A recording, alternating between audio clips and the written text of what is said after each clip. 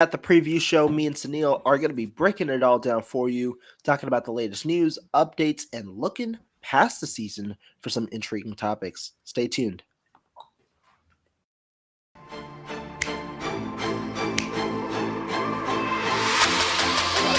Let's go get him. Let's go get him today, man. Let's go. Hey, dominate on three. 1, 2, 3. Dominate.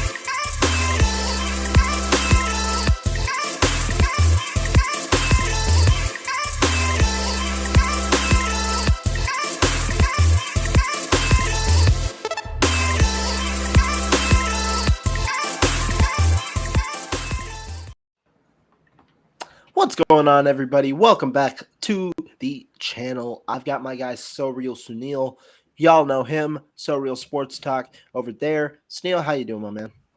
Doing fantastic, my man. I got 2 shows with Rohan in 1 week. Life is good, Hey, man.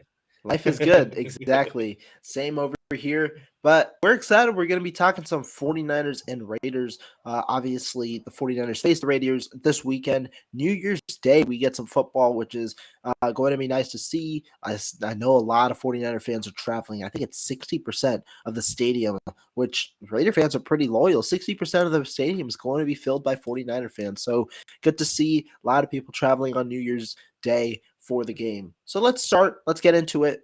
First piece of news, the big news really that came out yesterday. Quarterback Derek Carr is being benched. What's kind of your takeaway of that? Does that change anything in your mindset for this game? And give me your thoughts for it. I mean, it obviously changes things, right? Now, whether or not that's going to be a positive thing, a negative thing, that's really, up to how the team, bounces back.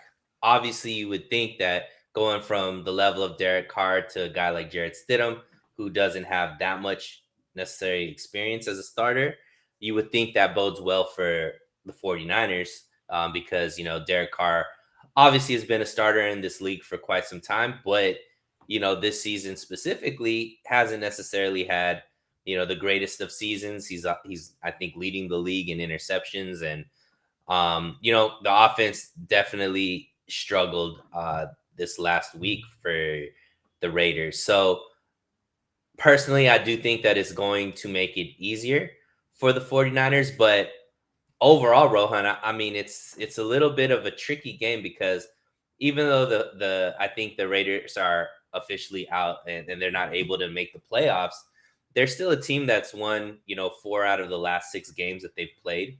They're a team that can score a lot of points, and they're a team that has a really good rushing attack with, Josh Jacobs over there being the leading rusher in the league. So I think it should be, with all the turmoil that's going on there, it does look like the Raiders are looking past this season and more into next season with this move. Obviously, there's going to be some emotions there, especially with Davante Adams, who we know is very close to Derek Carr. Actually, Derek Carr is the reason why Davante Adams is there. But still, the 49ers need to be aware and need to still go out there and execute. But this could definitely be an easy dub for the 49ers if they take care of business. No, I think so too. That's why when we get to my score prediction, you'll see why it's as wide of a margin as it is, especially for me, who I'm not normally one to give such bold predictions. But overall, yeah, I mean, this team that we're facing, this Raiders team, looks like they're looking towards the future. When you talk specifically about the Derek Carr benching, why did the Raiders do it? Well, Derek Carr has a $40 million injury guarantee for 2023, where if he gets injured over the next 2 weeks and does not pass his physical heading into the new league year, he will be granted that $40 million. Now, Carr signed a 3-year extension last year, but it's essentially similar to the deal that Patrick Mahomes signed in that it's a 1-by-1-by-1. The Raiders have flexibility to get out of the deal each of the each of the off seasons that the deal transpires, and so that's why they can move on from Derek Carr with only $5 million, I believe, in dead cap, despite his salary cap hit being so high. And so that's a whole debacle. The Raiders are obviously looking towards their future, trying to protect their investments and their salary for 2023. And moving on from Derek Carr seems like the likely situation there.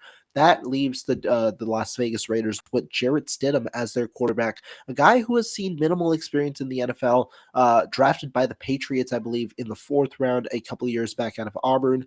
Touted as a guy with a strong arm. That was his main kind of go to.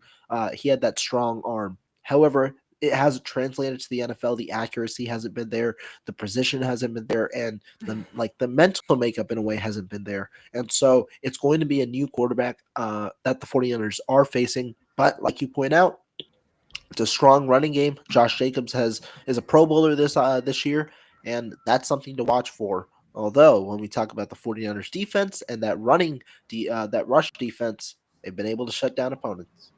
Yeah. Who do you bold prediction? Who do you think is the starting quarterback for the Raiders 2023? 2023, that's going to be interesting. I mean, there are a lot of options.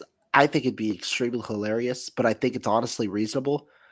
Let's go with our boy Jimmy G. Jimmy G, Mm, the Raiders in 2023. I think the Jets could be an option, obviously, for Jimmy G, but the Raiders, McDaniels is obviously there. That fit is there. He's got the fit with Saleh, obviously, and even Mike McDaniel in Miami. But Jimmy G to the Raiders in 2023, I could see it.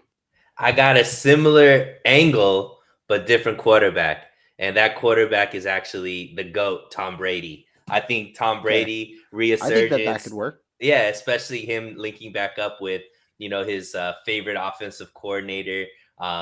He wanted to go to the Raiders, even in the offseason that he ended up going to Tampa Bay. But, there was that whole debacle with the coach there deciding to stick with Carr. And I also think that with the relationship now with Devontae Adams, I think that they would need to bring in somebody that instantly garners respect. So I think that Tom Brady can solve all those problems, right? You know, get guys that like attract guys back to the Raiders, because right now it is looking like a little bit of a unstable situation there. So you bring in some stability with Tom Brady, get Devontae Adams back excited to have all time great throwing him the ball like he had in Green Bay with Aaron Rodgers, and maybe have a 1 or 2 year run with the Raiders there. So I think it's going to be Tom Brady. That would be interesting for sure.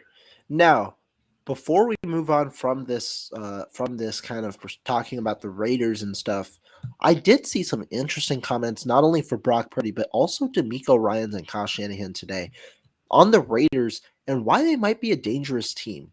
Earlier today, Purdy talked about Max Crosby. He said how Max Crosby is really good on the edge. Whenever an opponent has a player like that you have to focus on who can do a lot of different things, you can sometimes slip up and not be ready for in terms of what they do with their secondary and whatnot. But I think they're talented across the board. Kyle Shanahan kind of followed that up by saying Max Crosby is playing probably as the second best defensive player in the league this year. I think he's been unbelievable. And D'Amico Ryans said, with the Raiders, I do see a very dangerous team because they have playmakers all over the field. You talk about their big three, obviously referring to Adams, Waller, and Renfro. They have guys who can really take over games, and we'll still have our hands full no matter who is at quarterback. We'll still have our hands full with this team. And Ryan's referenced how they've been in a lot of close games and are still vying for a playoff spot despite being in the situation that they are, which is as crazy as it sounds. Do you think this is just all talk? What do you take away from the coaches and the players talking about this Raiders defense or really Raiders team in this way? I mean, I don't think that it's all talk. I think that it's true, right? If you go up and down the roster for the Raiders, they have a lot of talent there, right? Waller has come back and played relatively okay. Like he's played decent the last few games he's been back. Obviously, Jacobs is a all pro. Devontae Adams can go off at any time. Hunter Renfro is obviously one of the better slot receivers in the league. And then you go on the other side with Max Crosby, who is a formidable defender, right? And so there is talent all up and down. I don't think the 49ers can just come out and be like, yo, this is an easy dub for us. You know what I mean? That's for us fans to be able to be like, yeah, this game is an easy dub. But in the locker room, they definitely have to respect it's an NFL team. any team could win at any time. You know, there was a point in the year where Carolina was an easy dub for everybody. Now they could possibly make the playoffs, right? And the Jaguars, middle of the season, everybody was like, "Oh, this is an easy dub." And look at them; they're have the foothold on a playoff spot there. So I mean, these are NFL teams; these are professionals playing, making millions of dollars playing this game that we all enjoy watching. So I think that it's good that the 49ers see that, hey, there's a path for the Raiders to get a victory here. And they need to be aware of that, shut that down so that, their overwhelming talent on the 49ers side of the ball ends up, finishing this game early so you could get out of here healthy and with a much needed victory. Yeah, I mean, when you talk about the talent of this team, that's why a lot of people projected potentially this team to make the playoffs in 2023 or come close. And Ryan's isn't wrong. This team has been in a lot of one-score games, both against good opponents and against some pretty bad opponents, which has kind of shown the fluctuation of this team. Not necessarily strong play. They've faced injury. They faced, it's been an up and down season for a lot of for their team, especially in regards to coaching. And so I don't disagree necessarily. I just don't think that their key players have been playing up to par necessarily. I think Waller been injured for a good portion of the year. Renfro has been a bit of a down year. Chandler Jones for the first half of the year was irrelevant. Max Crosby has done his job, but it's been a bit of a down year for some of their players and really a step back compared to what you expected going into the year. But still, they still possess good players and could possess a challenge for the 49ers on, what is it, Sunday? Yeah, Sunday this week. Yeah, I mean, and with all of the controversy, I guess, that's going around. A lot of these players are on 1 year deals, so they're still trying to get their money, whether it be with this team or another team. So there's definitely going to be guys that are out there motivated to play well. So yeah, the 49ers definitely have the opportunity. They should win this game, but we've said that a lot. At least as of late, they've been able to win all the games they're supposed to win. But we have seen earlier in the season where games that they should have won, they didn't. So always be aware. They want that. We don't want the momentum to stop and continue that momentum going in the direction that it's been going for the 49ers this past 2 months. Yeah, no. And real quick before we continue on, I do see this comment from Cowboy Angel or Angel, however you pronounce your name. Number one power ranking, NFL ranked the 49ers in their power rankings at the number one spot, giving it over teams like the Philadelphia Eagles and all the hot teams in the NFL. Any disagreement, agreement? What's your kind of thought on that? Yeah, so one thing to put this in perspective, this is like a weekly power ranking. So at the end of last week, just for that week, the 49ers were number one power ranking. And it makes a lot of sense. Obviously, the Eagles have been pretty secure there, but Jalen Hurts didn't play this last week. They lost, a close game to the Cowboys. So that's why they dropped. I think some of the other teams that are usually up in the top, Kansas City, Cincinnati, they struggled a little bit this week. And the 49ers went out there and just, dominated that second half and really separated that game as far as the scoreboard at the end of it. So, yeah, I mean, I think that the 49ers definitely last week looked like the most dominant team. And, for the last 2 months, they've been undefeated. I think they have the longest winning streak in the league right now. And, I'm not surprised that they're number one for this week. Hopefully it stays the same next week. Yeah, and I mean, I don't know how it can change unless the 49ers lose going towards the end of the year. There are a lot of hot teams. The time to be hot is the time going into the playoffs. That is the best way to have momentum. 49ers are one of those teams. I mean, you point out teams like the Jacksonville Jaguars, maybe the Detroit Lions, Green Bay Packers, a lot of teams. But the 49ers, 8-game winning streak, that has to be said, cannot be understated because that's really the reason why they're still hanging around for that potential one seed.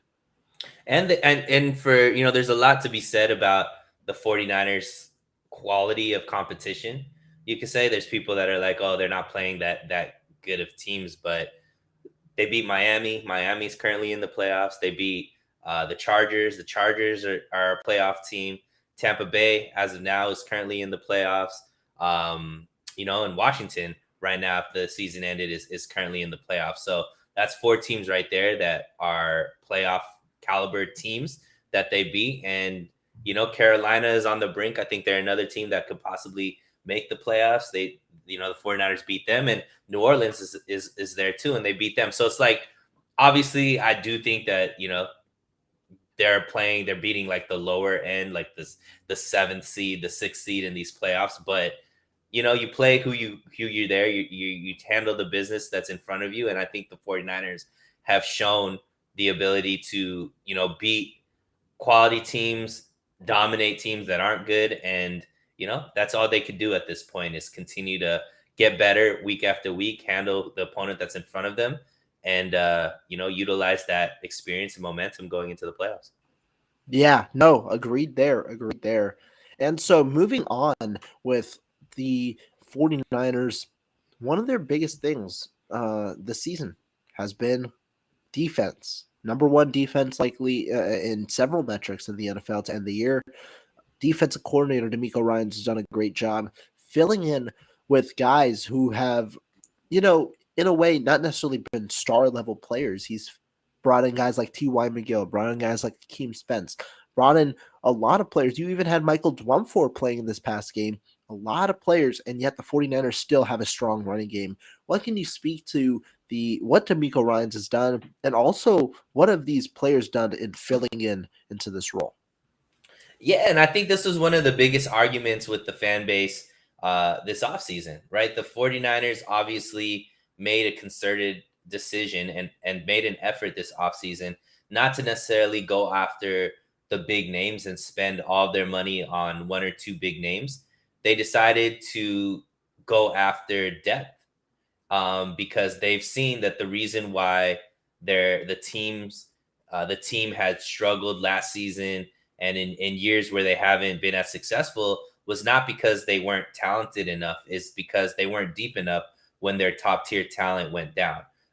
So that's what they focused on this year, was instead of signing maybe a big name edge, let's just use that money and get two or three depth pieces on the defensive line, just in case something like what eventually ended up happening. A lot of the defensive linemen went down injured, and they had guys that were able to step up, like Amenahu, like Willis, come in and make some key stops and key plays when the starters were out. So for me, I think that it's been great, right? Like the level of the ability for this team to find guys that fit the system, and then the ability for these coaches to put these guys in the right situation, coach them up in a way where they could be productive for the team. And then all credit to these guys that are going out there and performing at the level that they're performing, and being, part of the top defense in the league, right? It's obviously Bosa,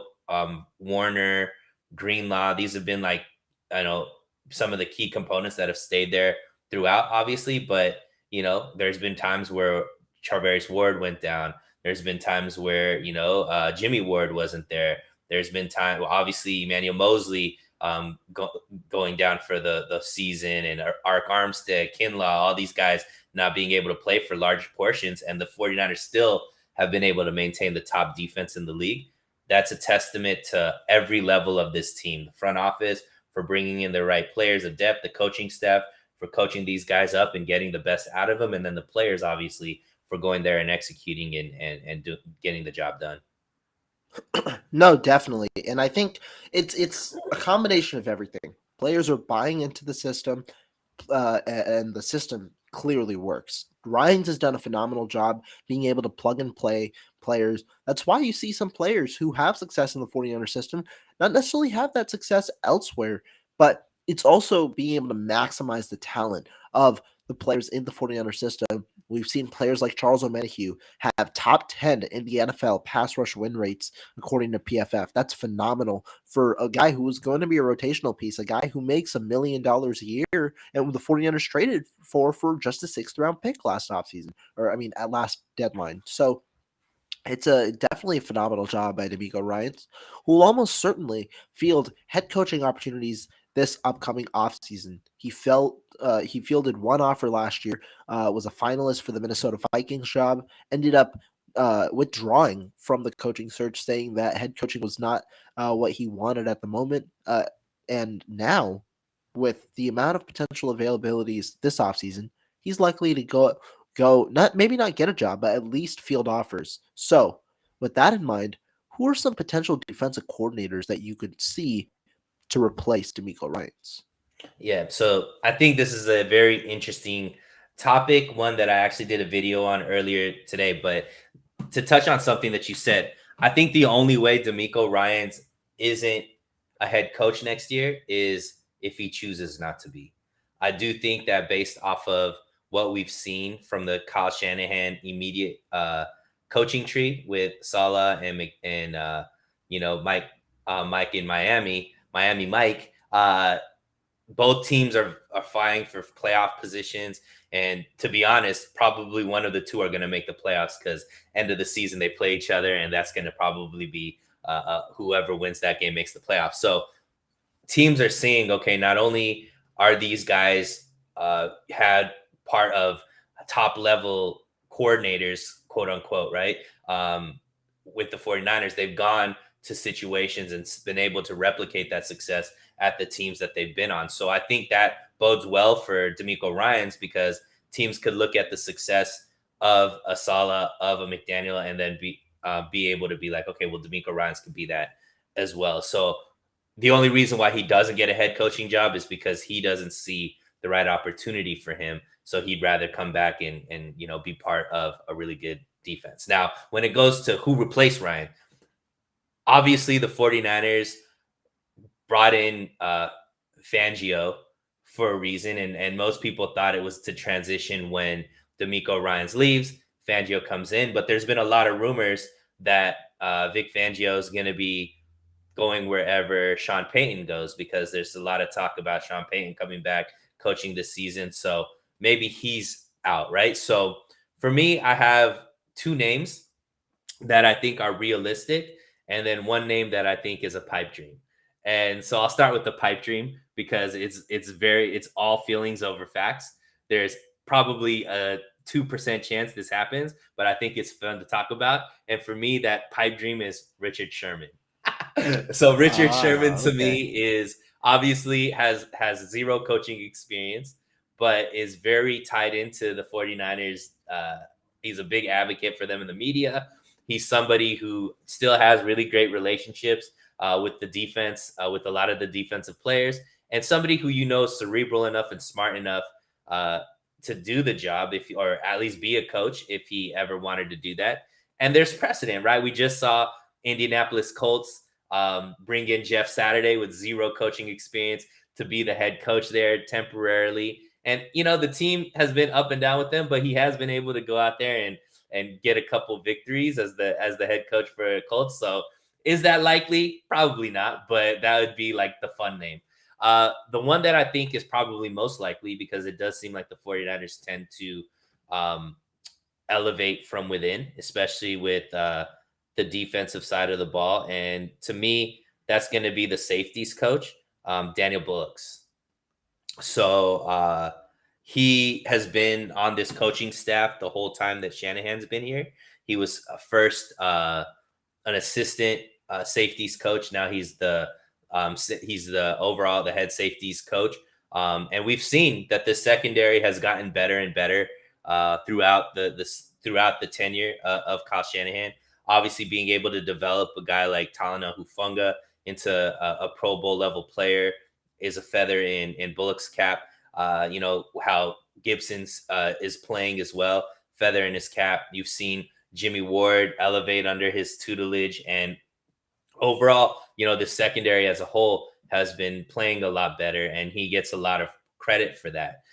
He's played in the league, much like D'Amico Ryans, and he's young, and he's been part of this coaching staff. So that to me would be like the continuity factor. Him just sliding into that defensive coordinator position makes a lot of sense. If the 49ers were to go for an external hire, I think that for me, the name to keep an eye on is Brian Flores. Brian Flores is right now he's the linebackers coach in Pittsburgh. He obviously was most recently a head coach with the Miami Dolphins. He comes from the Bill Belichick defensive tree. He's somebody that was linked to Kyle Shanahan in 2017 when Kyle Shanahan got the job as a potential coach that he could bring in to be the defensive coordinator back then. Obviously, Saleh was selected, but same type of mentality, linebackers coach, very aggressive in the defensive scheme, plays a lot of man-to-man football, which is something that it seems like the 49ers are transitioning to with who they have on the roster and who they've been drafting recently. And is a guy that primarily plays a 3-4, so that might be, something to look at, but he has played a 4-3, as well. He's not necessarily scheme specific. So I think that's somebody who could be brought in. I think the players on the team would respect him because of his pedigree in the league. And I think that'd be somebody that would, fit right in and bring an extra wrinkle to the 49ers defense because he's really good at creating pressure with some exotic blitz packages that I think the defense would be excited about. I think there are a lot of names there that you said that are going to be pretty solid for this job. I mean, when you talk about guys, obviously external, Fangio's the number one guy that obviously comes to mind because Fangio, the connection to the Shanahans, Fangio coming in and during the offseason, and all of that, right? With Vic Fangio, we've heard the number one thing with Vic Fangio, obviously, is the Sean Payton rumors. Payton creating his staff potentially, and Fangio is the guy who he's targeting as defensive coordinator. Would Fangio want to go there? What would Fangio want to do in that situation? And also the idea of 3-4 versus 4-3. We know Fangio normally runs that 3-4. The 49ers have run a 4-3 recently, so that's another thing. But to me, overall, I think there are a ton of options. If you're looking internal, I like the idea that you brought up of our safeties coach, Daniel Bullocks. The other guy that I would want to put an eye on is linebackers coach Johnny Holland. Holland took a little bit of a hiatus because he was battling cancer. He's the linebackers coach. Dre Greenlaw has been a big factor. I mean, the linebacker room in general has been a big Right. factor. D'Amico Ryans also was part of the linebackers. He was the linebackers coach before. You have a strong pipeline there. I think that that's another idea to look at. If you're looking at outside options again, this is more fun than realistic. Obviously, Jim Schwartz is a guy who I would think about. I believe Jim Schwartz right now, if I am not mistaken, is with Philly. I believe Jim Schwartz. Yeah, I think he's with Philly right now. No. I think he's with Tennessee, actually. I think he's with Tennessee. But Schwartz has been a long-time defensive coordinator. The interest in Fangio tells me that the 49ers could look to just get a guy who might want to use them as a stepping stone to be a head coach. Schwartz, Mhm. obviously, having the experience, has been a strong defensive coordinator before and could look to see if he can get another opportunity after faring well in a couple of other places before. So that could be an idea to me. That could be out there, and one that I'll just float for fun, even though I think it's unrealistic.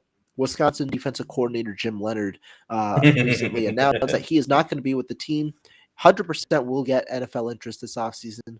Was a finalist for the Green Bay Packers job, declined it 2 years ago. Now he could be in the NFL market. Again, that's a 3-4 versus a 4-3. But Leonard has been a great safeties coach. He's been a guy. I don't think the 49ers go that route. I don't even think Leonard would want to go that route. He's a Wisconsin guy through and through. But overall, yeah, a couple of guys like that. Yeah, of course you're gonna bring up a Wisconsin guy. I mean, he's a But hella good coach, so gotta bring it up. yeah. I think Holland is a good name. Obviously, the 49ers, the last two defensive coordinators have been former linebackers coach. So clearly there's a trend there that has been working for the 49ers. Um, yeah, there's a lot of options. The one thing that I can say is I'm not too worried. I think Shanahan has earned all of the faith of the faithful to know that whomever he decides is going to do the job very, very well because I think he hasn't missed on a coach, quite yet. Yeah. You know what I mean? So we know. I think whatever his system is, whatever he looks for as far as characteristics and scheme, seems to be the right decision. So for me, it's not a situation that I'm worried about just because we've seen very little drop off from the guys he's selected, and that's on either side of the ball. Yeah, and I mean, I think we got to give Kyle Shanahan a little praise there, right? Kyle Shanahan, he's done a pretty darn good job of developing coaches, or at least identifying good coaches. Brian Greasy, one of the bigger hires, which we'll talk about in just a minute, he's done wonders, right? Hmm. With not only with Trey Lance in the offseason, but also with the two quarterback coaches, with the two other quarterbacks. Jimmy Garoppolo saw an increase or improvement in play. Brock Purdy has been playing well. He's a guy.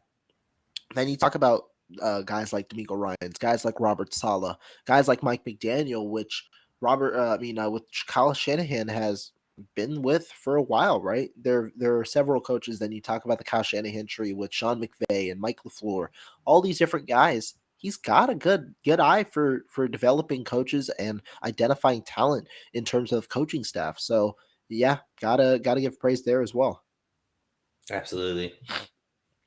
But talking about one of the topics that I just brought up, ooh, where did it before we actually get there, saw this question. Take on Debo. Play him or rest him. Saw him play, conditioning knockoff rust. I say play him, but conditioning knockoff rust, but limited snap count, similar to Javon Kinlaw last week. For those of you guys that aren't updated, Debo Samuel did return to practice in a limited capacity today. First practice since the sprain of his what was it? MCL. PCL? MCL. Sprain of Hmm. his MCL. First practice since. Remember the timeline was about 3 weeks. And so it's coming around that timeline. Back to practice today. What's your thoughts on him for this game?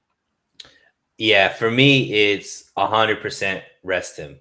Um, I don't think that you rest him. I think that you need to get him some snaps next week's game. But as far as this week's game, I want him to be as healthy as possible. The problem with Debo is he only knows how to play one speed, and he's not somebody that's going to shy away from the same situations that puts his knee and his hamstring and all these different injuries that he has at like giving him an opportunity to get injured again.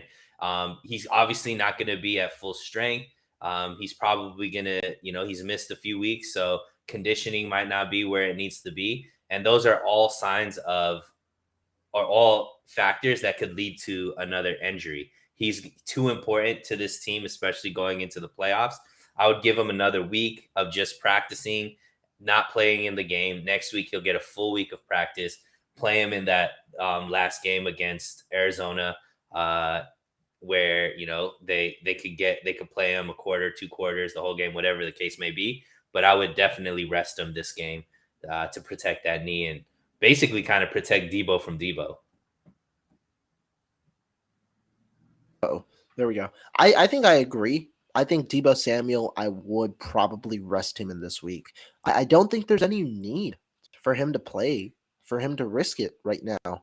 49ers are competitive without him. 49ers also have shown that they can work offensively right now without him. Get him to full strength so that you could best get him ready for the playoffs. I don't think that he should sit for the remainder of the year if he's 100% healthy, but I do want him.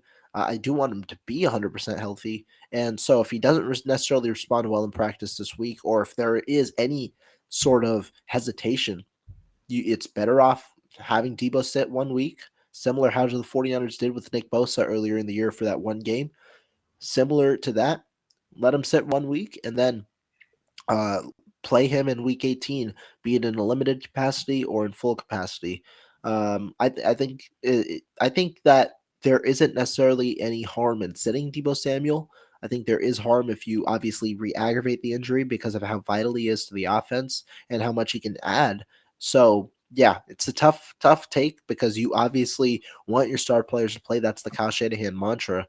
And Debo Samuel, if he's healthy, then probably if he's healthy, play him. But the question is, I don't know if he's going to be 100% healthy. We haven't necessarily gotten the indication yet that that's going to be the case come Sunday. Yeah, and even if he's healthy, like I don't know. Maybe it's a little PTSD because of what happened with Elijah Mitchell, right? So Elijah Mitchell came back, looked good for a game, and then goes back on IR, and it's kind of like, well, luckily we still haven't. He got injured at a point where still we're able to maybe get him back for the playoffs, but if something happens to Debo, the timeline is just isn't there for him to be able to maybe get back healthy, or he's going to have to play hobbled in the playoffs and stuff like that. I think his health is really important, and obviously, I don't know how much time he needs to necessarily get a feel to get back into the swing of things, because at the end of the day, Debo is Debo. Like, he's one of one when it comes to what he needs to do in this offense. And I don't think he needs much practice running through guys. I think that's just natural for him. Yeah, no, definitely agree here. Yeah. Ooh, let's see. Ooh, oh, I completely forgot there's a Thursday night game going on. Dak be throwing picks. Well, that's a good sign for the 49ers if he throws picks in the playoffs. But moving forward on the 49ers, obviously, 49ers looking good, can end the season potentially with the 1 seed, potentially with the 2 seed. Want to ask you, what's your thoughts? 49ers likely won't be out of the race in week 18 because if they win, they're still in it. They need a win and a Vikings loss to get the 2 seed, 2 wins in a row and 2 Eagles losses in a row to get the 1 seed. Would you play your starters in week 18 if there's still a chance for the 2 seed, even though Minnesota plays Chicago? Yeah, I mean, I don't think it's necessarily to get a seed.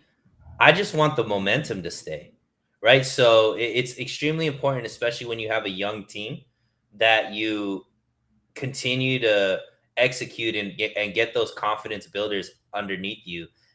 Because it's like, even you look at a guy like Nick Bosa. Nick Bosa's still young, right? As far as how many years he's played in the league. Talanoa Hufanga is a second-year guy. Diamador Lenore, third-year guy.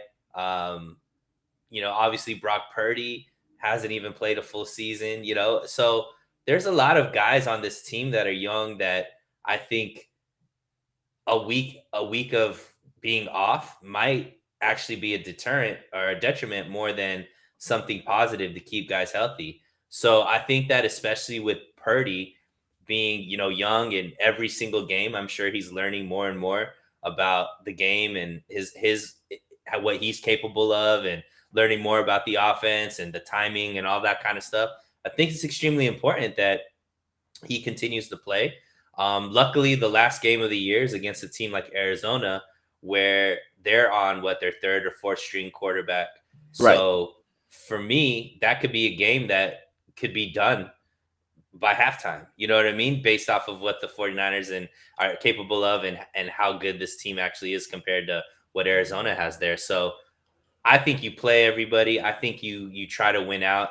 And if they win this week, like I think we all think, and they win next week, ending the year on a 10-game win streak, finishing the season off with 13 wins. I think that's, especially where they were at the beginning of the season, I think that's a phenomenal way to end the season. I think that they'll be going into the playoffs with a lot of confidence. And I think there's a way you could do both. I think there's a way that you can play all the starters, keep the momentum going, but strategically maybe rest some guys to keep key guys healthy. I think there's a way of doing that and still being able to get 2 victories out of it, which I think are important. Yeah, no, definitely. And I think it's important not only for playoff seeding, but also for just the preparation to stay on your A game, like you said. I think that's important. I don't think the 49ers lose this week, which means ultimately they're going to be playing for something in week 18, be it the 2 seed or even potentially the 1 seed.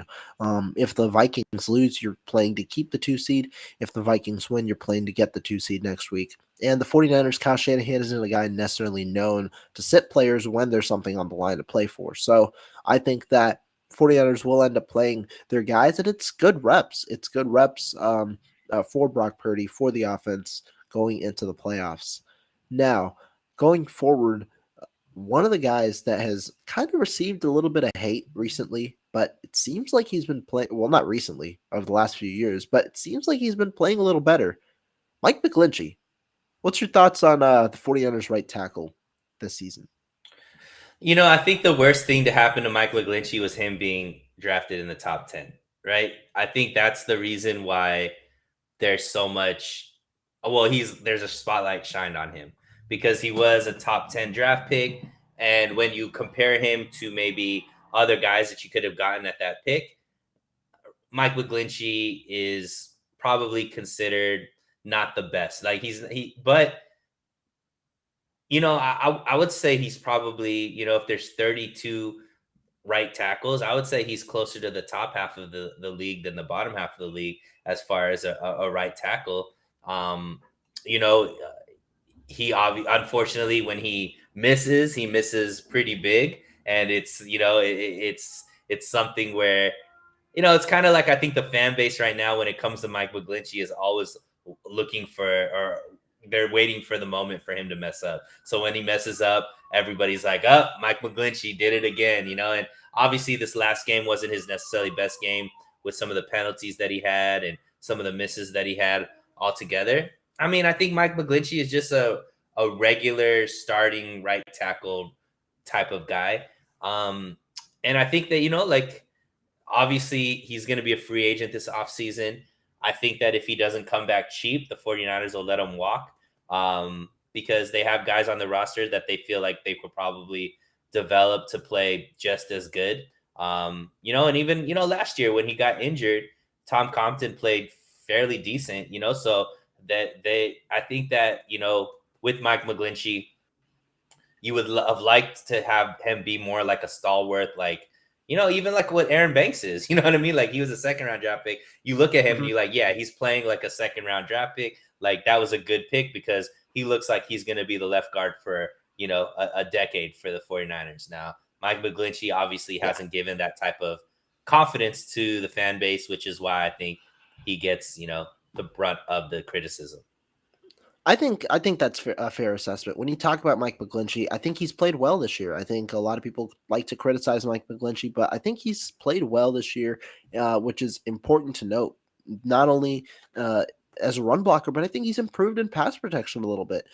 Maybe his run blocking has been a little less subpar or a little more subpar, but overall, I think he's been fine. And I think people overrate the talent at right tackle in the NFL.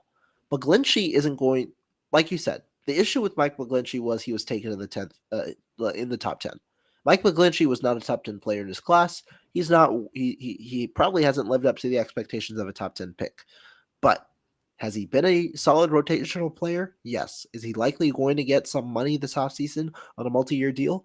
Probably. The 49ers, I think they'll probably look to try and get him back. Obviously, him 1 year off the injury, maybe that decreases his value on the open market. But there is a level, not necessarily a premium, but there is a level of interest towards right tackles in the NFL and offensive linemen that are under 30 that hit the free agent market. I think that that's important to note. And Mike McGlinchey is going to be one of those guys. He's going to hit the free agent market. I think he's only 28. And so he's going to enter the prime of his career as an offensive lineman at a premium position this offseason. What are the chances you think the 49ers bring him back? I'd probably say 50%. I think there is interest in bringing him back. It's likely all just up to, well, one, McGlinchey, because he might want a fresh start given the way that his career here has gone with the expectations and stuff. But two, also depends on the market. Going to be a lot of teams looking for offensive line help, a lot of teams. And I think McGlinchey's services are going to be I think McGlinchey's services are going to be ones that a lot of teams are going to want the services to. And so that's why I drop it to 50%. But I do think the 49ers have interest in bringing him back, even if it's for just 1 year. Now, obviously, last year with letting Tomlinson go, right? A lot of Right. people were like, wow, so obviously Tomlinson has played a lot better than McGlinchey. So I think I agree with you. I would bet more that he's not here next season than is here next season. Who do you think? What do you think the 49ers do as far as shuffling guys, or is there a guy that they bring in to play right tackle? What do you think the solution is? Let's assume that Mike McGlinchey isn't here next year. Yeah. I mean, my dark horse solution the entire year has been moving Burford, shifting him out to right tackle, and then using one of the guys that we've had on the roster. Because right now, the 49ers have a lot of guards. They've got a lot of players that probably should be guards rather than tackles. Colt McKevich, Jalen Moore, I think probably better suited in as guard. On top of Jason Poe, Nick Zakel, guys like that, they're centers or they're guards. You've got a lot of guards on this team and I think Burford, his body size makes him potentially be a tackle in the NFL. Obviously, has to refine himself in certain areas, but that's my dark horse option. Potentially, him being the right tackle of the future. Obviously, has to gain the trust of the coaching staff of the offensive line coach Chris Forster, but that's a dark horse option. If not, would not be surprised if they go out and trade for a right tackle or I don't think they draft right tackle, but I think they could sign a replacement level right tackle on the market, potentially a veteran on the market for a 1 year deal, maybe even a 2 year deal. What do you think of Burford? Because they've been doing that whole rotation with Brunskill and Burford kind of at that right guard position. Um, Burford, Yeah. obviously, for first few games of the year, you're like, oh man, this was the steal of the draft. Another fifth round guy that they got that looks like he's gonna be a player for the next 10 years, a Pro Bowler, and all this kind of stuff. And obviously, it hasn't panned out that way. Going through the season, do you think he is the solution there at right tackle? Because I think both of us in the offseason were pretty high on him as far as him being able to be that solution and all that kind of stuff. But now that you've seen him play, obviously it's his rookie year, so guys can play a lot better. But do you feel like he can step up to that? And where can Brunskill play that if they need him to play, like move into right tackle as well? Yeah, I think that Burford could be the guy. Obviously, this year is hard to judge. One, he hasn't necessarily been given the opportunity to grow from his mistakes a lot in games. I'm saying specifically in games because he gets rotated a lot, right? Hmm. It's him and Brunskill, and they still continue the rotation. That's a part of it. And so, yeah, he'll make rookie mistakes. He's a rookie. That's what you expect from him. But I think the traits are there for him to at least be in the running for the position, and I don't feel confident really with a lot of the other options. Maybe McKivitz. McKivitz might give him McGlinchey or whoever the best run for his money. But apart from that, I don't really feel that confident with like the current group of guys at right tackle to potentially fill the void. And so that's why I think Burford could be that dark horse. Has Brunskill ever played right tackle? Yeah, he played right tackle in 2020. How did he Short do period of then? I time. don't It, remember it what wasn't he. a great sample size of 2020, but a lot of people suggested that he could potentially play right tackle this offseason when McGlinchey was out for the first couple of weeks because he was recovering from the quad injury. Hmm. See, I think that the likelihood of Brunskill being brought back is pretty high. I think the 49ers like Yeah, his ability to play multiple positions, and maybe he's the solution there because I do think that for whatever reason, and I think it's rightfully so, Kyle Shanahan does trust Brunskill. So if Burford doesn't earn the position, maybe they put Brunskill in there and have some of these younger guys play guard center type positions. yeah, no, I think I agree. I think the biggest question mark, well, McGlinchey is one, but also Brendel, because he's been he's been all right. He's been up and down, but he has showcased he's a better run blocker. Has struggled against stronger interior defenders, but he's been up and down. I don't know if he is a Pro Bowl alternate necessarily, but do you think he returns to 2023? What's his contract? Is this his last? Is he a free agent next It's season? a yeah, he signed a 1 year deal in the offseason. Yeah, I mean, I guess it depends. I know you're pretty high on Zakil being the center there. I know they have Jason Poe, who's the guy that I think has played center. That is a possibility there.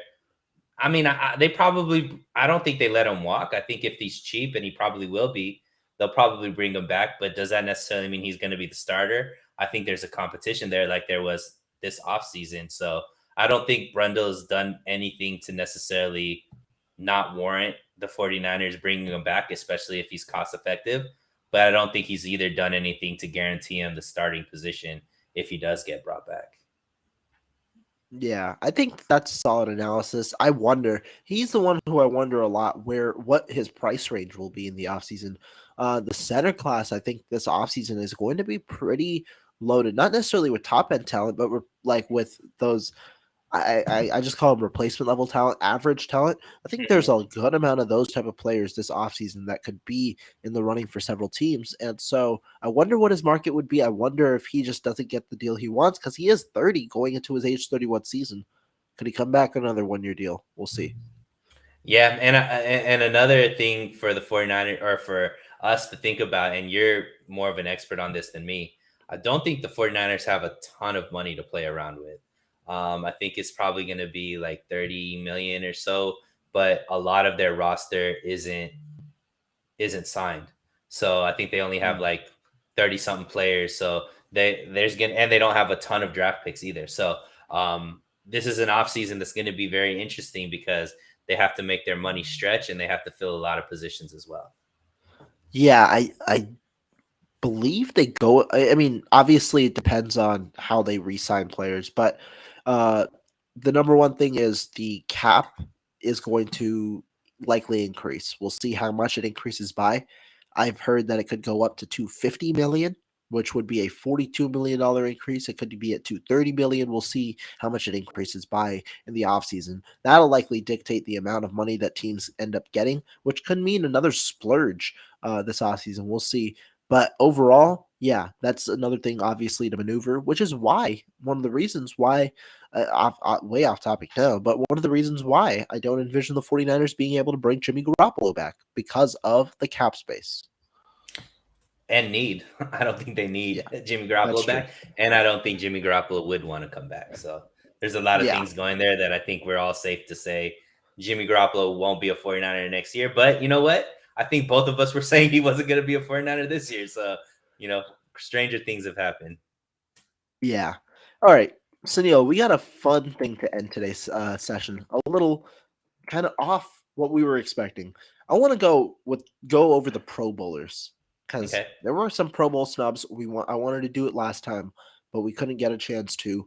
We can go specifically on the 49ers Pro Bowls. I want you to first give me your thoughts on when I list the player who made the Pro Bowl. Give me your thoughts on them, and then we can Hmm. move on to the snubs. Okay. So obviously, we got to start with the six starters that made it as starters. Start with Trent Williams. Obviously, no brainer, right? Best left tackle in the game. Easy pick. Probably going to be an all pro as well.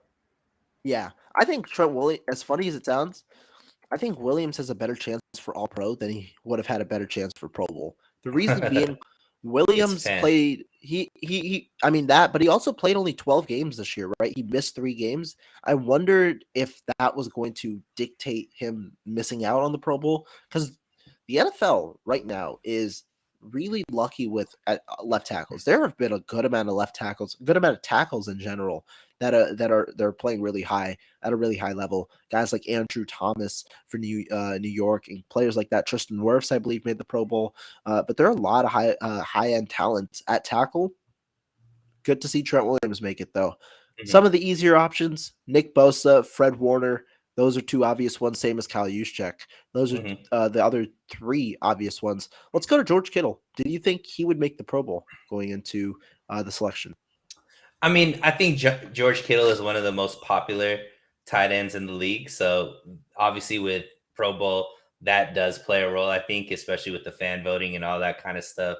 So yeah, I mean, in the NFC, you look at it, and are there that many tight ends that are really separating themselves? I don't think that there quite is. So George Kittle, obviously, the Pro Bowl picks were already out before these last two games, but definitely, I think these last two games kind of prove why he's deserving of that nod. I think it put him up to 8 touchdowns for the season these last two games. So yeah, I mean, I think he deserves to be there. Maybe not when the Pro Bowl selections came out, but definitely now. I would say he's the best tight end in the NFC. I'm not gonna lie.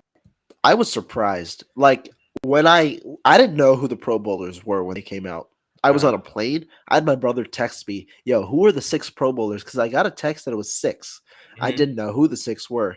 I did not expect one of those six to be George Kittle. I thought one of them would be a player that we'll mention on the snub list.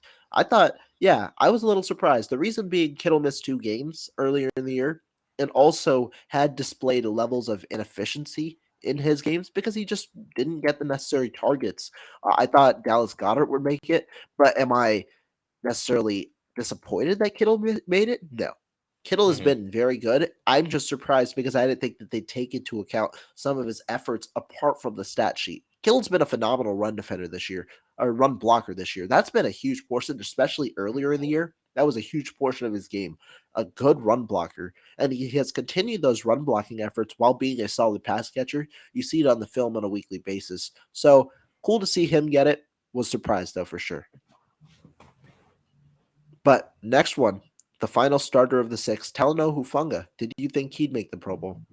Absolutely. And he's another guy that is going to be competing for a Pro Bowl spot. I mean, all pro spot as well. I think he's been playing really, really well. Obviously, first half of the season, the guy was probably the best defensive player in the league. It looked like it with the way he was able to, the interceptions he was getting, his disruptiveness, and things of that nature. There's obviously as the season has gone on, you see that he's not necessarily the best in coverage. He's blown some, especially when they're in zone. There's been some issues there. But I think overall, absolutely Pro Bowl level player. Definitely deserves it. And I think he's going to be somebody that is probably going to be in the Pro Bowl year after year with how young he is. And the style of play that he plays as a safety is, that throwback kind of safety that people get Yeah. excited about. So, and then he has like the look with the hair and all that kind of stuff, and his aggressive style of play, I think bodes well for him being a fan favorite and, future superstar in this league. Yeah. I do honestly think the fan favorite element probably helped out Talanoa Hufanga. And for being honest, with the entire body of work that we've seen, especially over the last couple of weeks, I don't know if Talanoa Hufanga is a Pro Bowler given that they only gave 3 safeties on the Pro Bowl team. If you add 4 or 5, potentially, I think if you add 4, maybe I'd put Talanoa Hufanga on that list. I do think Antoine Winfield Jr. probably has had a better season overall, especially in terms of coverage lapses. But Hufanga has been electric. I think he would have been a Pro Bowl alternate, or I would have named him a Pro Bowl alternate. Probably put Winfield in there, and kept I think Buda Baker was the other one that was in there. Probably had Baker and Winfield Jr. be the 2 safeties. Yeah, and I mean, I think that at the end of the day, also what defense he's playing for, right? So when you look Correct. at the 49ers being the number one defense in the league, that's like most of the all the Pro Bowlers are on the offensive side, so you got to have somebody on that defense, or for Fred Warner, obviously, and Nick Bosa. But you would think that a majority of the NFC Pro Bowl defensive side has to come from the top defense in the league, right? Yeah, no, definitely. But let's get to these Pro Bowl. They call them alternates. I call them snubs. Let's start with Christian McCaffrey. Did you think he'd make the Pro Bowl?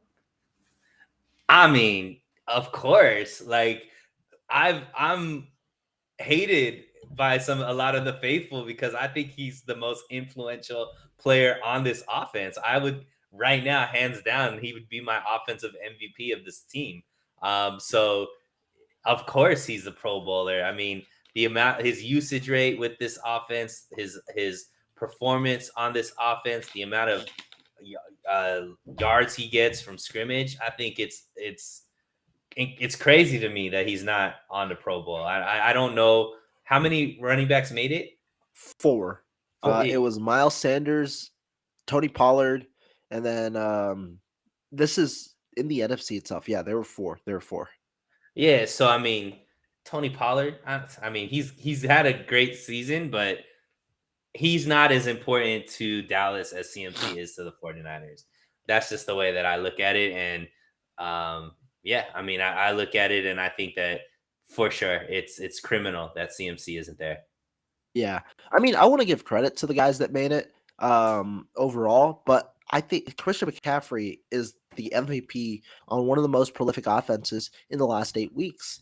And I know I think his time in Carolina definitely hurt his caseness in a way, because Mhm. obviously the way that Carolina played to begin the year. But McCaffrey has been like, he's just been amazing. He has the most all-purpose yards of any of the Pro Bowlers that were named of the starters, showing his impact. And we've seen his impact not only statistically but on the field.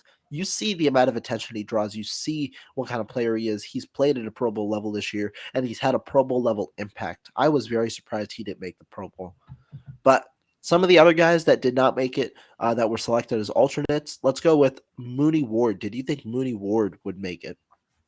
So this is one where I think it hurts him that the position that he plays, Yeah. because I think that Mooney Ward definitely is could have made it, but this is one where I see like guys that did make it there. It's hard to be like Mooney Ward makes it over them. You know what I mean? Like I don't think anybody would be mad if Mooney Ward was there, but also that he's not there. Like it's hard to have him replace somebody because I think the level of play there is pretty even with the guys that made it. I think it's just a very, very like all those guys are elite. I think when it comes Yeah. to the cornerback position, so I would have loved to see him because obviously we get to see him week in and week out, and we know what a huge, our defense is obviously much better because he's there and the way he's locked up opposing wide receivers and um, all of that. I think is amazing. So I think he deserves it, but I also understand why